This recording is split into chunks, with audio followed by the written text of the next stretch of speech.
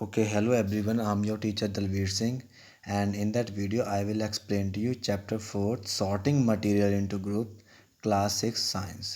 और इस वीडियो में आपको एक्सप्लेन करूँगा चैप्टर 4 sorting material जो कि है science. Okay, first of all I am going to give you a brief introduction of the chapter. सबसे पहले मैं आपको एक ब्रीफ इंट्रोडक्शन दूंगा, उसमें बताऊंगा इस चैप्टर में क्या क्या चीज़ें हैं जो आपको स्टडी करनी है. सबसे पहले हम स्टडी करेंगे ऑब्जेक्ट अराउंड अस. जितने भी ऑब्जेक्ट हमारे चारों तरफ हैं उनके बारे में हम बात करेंगे. सेकंड टॉपिक हम स्टडी करेंगे, that is the most important topic of the chapter, that is properties of materials. So there are 5 properties of material, mainly 5 properties होती हैं. फर्स्ट प्रॉपर्टी होती है अपीयरेंस. अपीयरेंस 2 कैटेगरी में डिवाइड किया गया है. एक होती है शाइनी एंड सेकंड होती है डल. कोई भी मटेरियल है वो या तो शाइनी होगा या वो डल होगा. Second property is hardness. Hardness के अकॉर्डिंग जो मटेरियल्स हैं they are divided into 2 parts. First is hard material, second one is soft material. Third property is soluble and insoluble. Okay, some materials are soluble in water or any liquid or some are insoluble. कुछ soluble है means घुल जाते हैं, कुछ नहीं घुल जाते हैं, उसके अकॉर्डिंग कैटेगराइज किया गया है. Fourth property is object float and sink in water. यहाँ हम स्टडी करेंगे उन ऑब्जेक्ट के बारे में, उन्हें डिफ्रेंशिएट करेंगे ऑब्जेक्टों को. कुछ ऑब्जेक्ट्स ऐसे होते हैं जो फ्लोट कर जाते हैं, तैरते हैं, और कुछ हैं जो सिंक कर जाते हैं मीन्स डूब जाते हैं. Okay, and fifth and final properties is transparency. Transparency के according there are 3 types of material. First one is transparent होते हैं. ट्रांसपेरेंट ऐसे मटेरियल है जिनके हम आर पार देख सकते हैं. फिर आते हैं ओपाकी. ओपाकी ऐसे मटेरियल होते हैं जिनके हम आर पार नहीं देख सकते.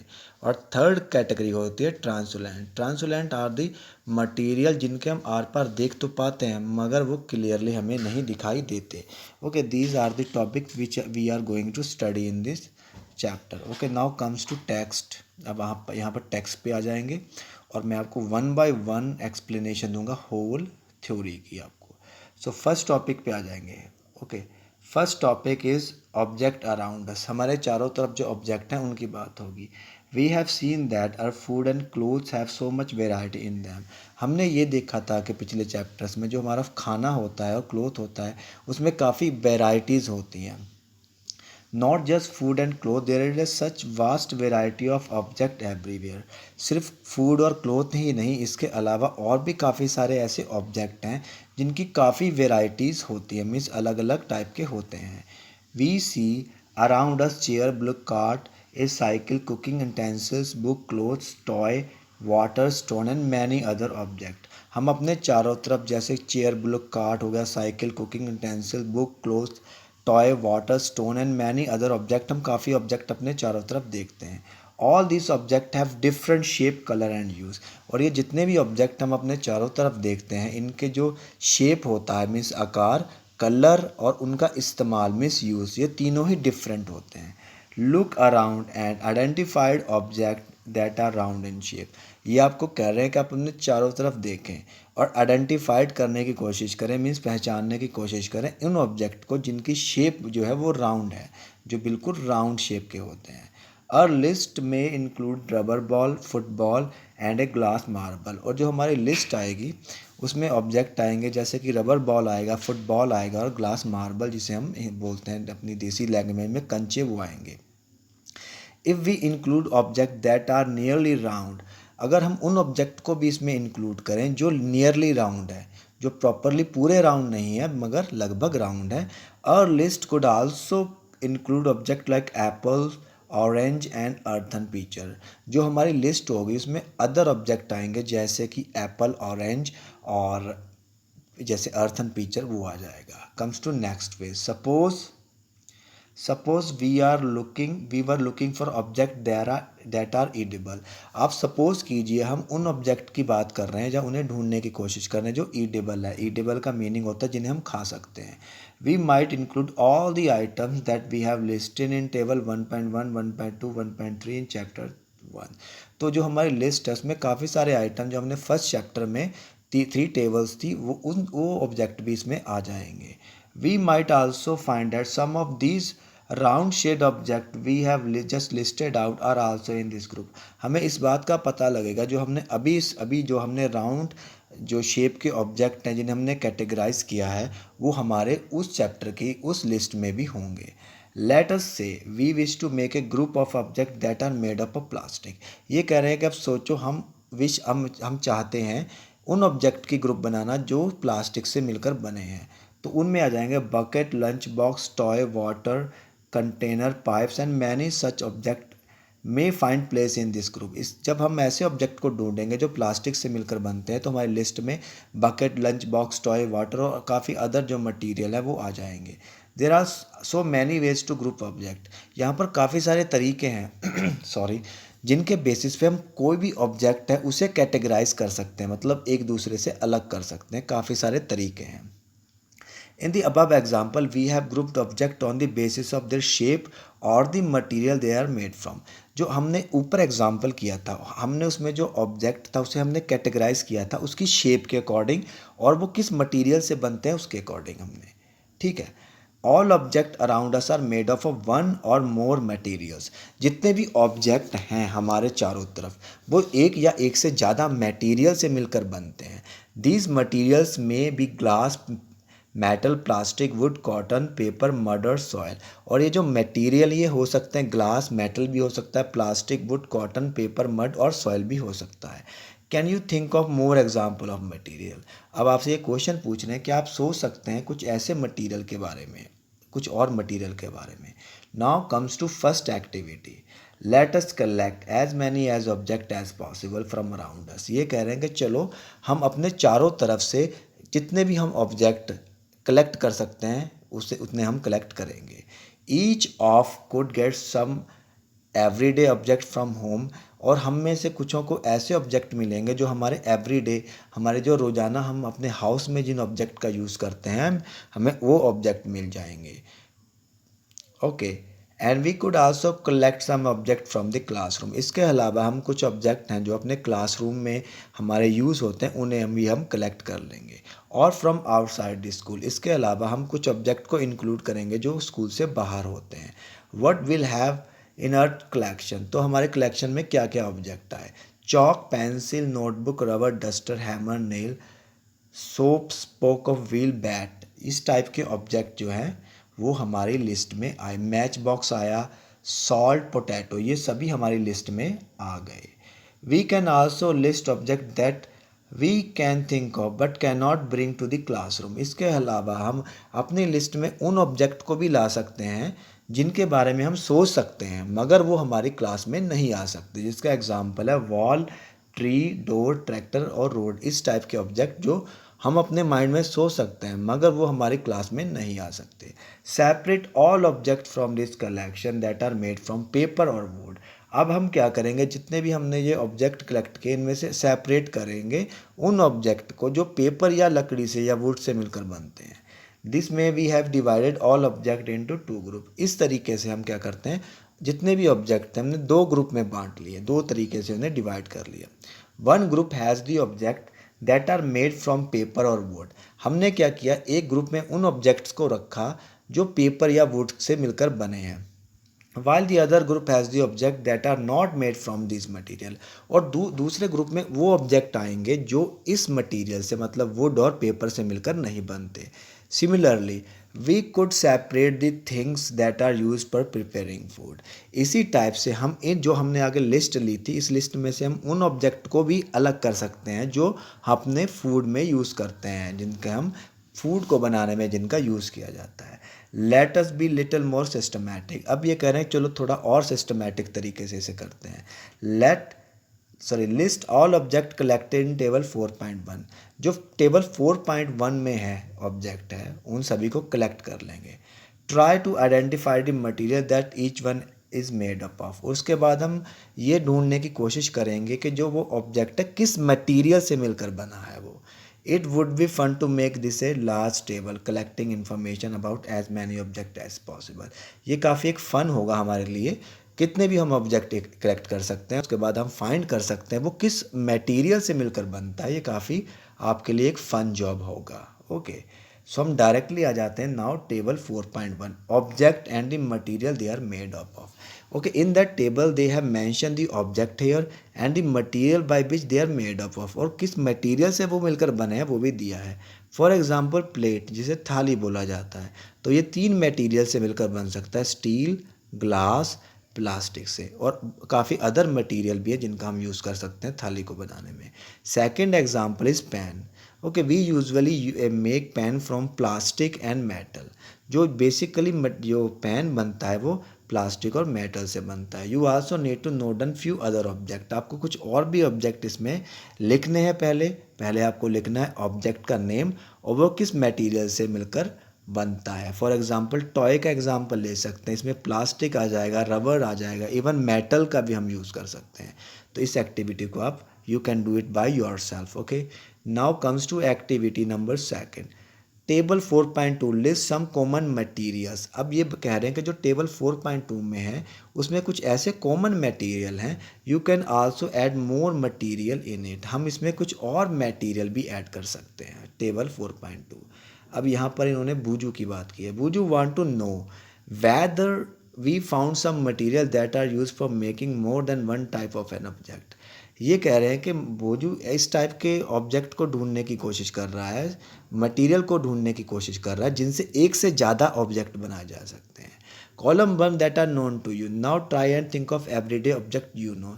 आप क्या करेंगे, आप अपने जो एवरीडे रोज़ के जो आप डेली इस्तेमाल में करने वाले ऑब्जेक्ट हैं उनके बारे में सोचेंगे. That are mainly of this materialist of. आप आ जाएंगे डायरेक्टली, आप आ जाएंगे टेबल 4.2 पर.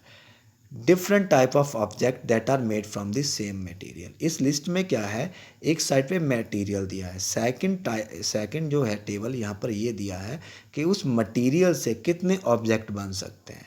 For a first example is would.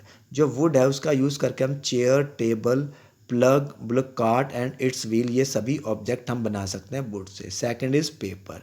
Paper से हम बना सकते हैं बुक, नोटबुक, न्यूज़पेपर, टॉय और कैलेंडर. थर्ड दिया इन्होंने leather. Okay, that you can do it by yourself. जैसे लेदर से हम shoes, wallet, purse, that kind of thing we are made from, obviously made from leather. उसके बाद plastic से आप टॉय कर सकते हैं, बाइक होती है that are made from plastic. तो उसके बाद कॉटन से हम क्लोथ बनाते हैं और काफ़ी अदर ऑब्जेक्ट भी हैं जो कॉटन से मिलकर बनते हैं.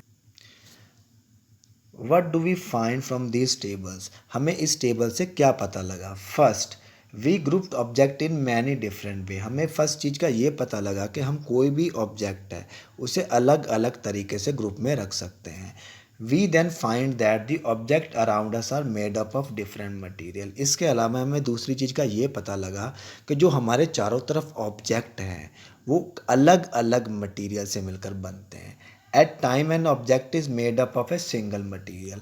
कुछ ऐसे भी मटीरियल हैं जो कुछ ऐसे भी ऑब्जेक्ट हैं जो एक सिंगल मटीरियल से मिलकर बनते हैं. An object could also be made of many material. इसके अलावा कुछ ऐसे भी ऑब्जेक्ट होते हैं जो एक से ज़्यादा मटीरियल से मिलकर बनते हैं.